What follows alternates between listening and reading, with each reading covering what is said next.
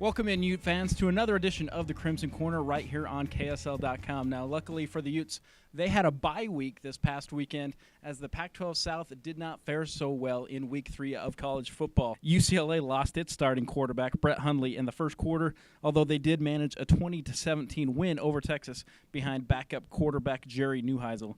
Arizona State, meanwhile, they also lost their starting quarterback, Taylor Kelly. He went down in the third quarter. Now, luckily, they were playing Colorado, and while they still rolled, it was a bit closer than I'm sure they would have liked, 38-24 in Boulder. And USC was stunned by the running attack of Boston College, giving up 452 yards on the ground in a 37-31 defeat to the Eagles. Now for the Utes, it's Michigan game week, and despite the Utes' recent road struggles, they suddenly have a little bit of swagger up on the hill. KSL's Jeremiah Jensen with the story. Everything is big this week for the Utes. A big game against a big-name opponent in a stadium they call the Big House.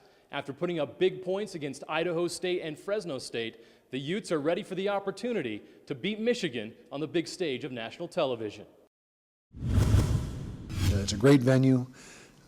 We expect 106, 108, 110,000, whatever they're going to pack in there, and our guys are excited. They're excited to go there and play one of the most storied programs in college football. It's a huge game. It's definitely definitely a game to get really excited about. I know our whole team is excited to go and play there. Big Ten team, and they're a big time program as well. And if we go out there and execute and just go out there and play hard, there should be no chance that we should beat these guys. This is a big game, but this is what we want. We want to play those top teams, and we want to start beating those top teams. Joining the Pac-12 hasn't been the easiest process for Utah, particularly with its offensive woes. But the defense, it has remained one of the brightest spots in an often dark place.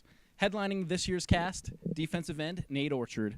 KSL.com's Josh Furlong with the story. Nate he's such a smart player. You'll watch sometimes, he'll be lined up as linebacker, and then he'll walk up. He looks like he's gonna, blitz, and you can hear the O lineman, making shift calls like to block him.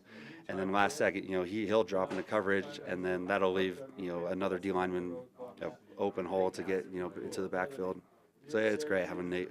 One of the first things I'm assuming they worry about is Nate Orchard. So, that obviously helps the rest of us because he's their main concern, which frees us up a little bit. Already this season, Orchard leads the team in tackles with 14 and 2.5 sacks. Nate Orchard is obviously the headliner of that group and the guy that gives us great pressure off the edge. With versatility at both defensive end and linebacker, Whittingham hopes to have another Trevor Riley on his hands. I think that's exactly what we hope to get out of him is do the things that Trevor did for us. Some weeks it's as a defensive end, some weeks it's as a linebacker, most weeks it's going to be a little of both.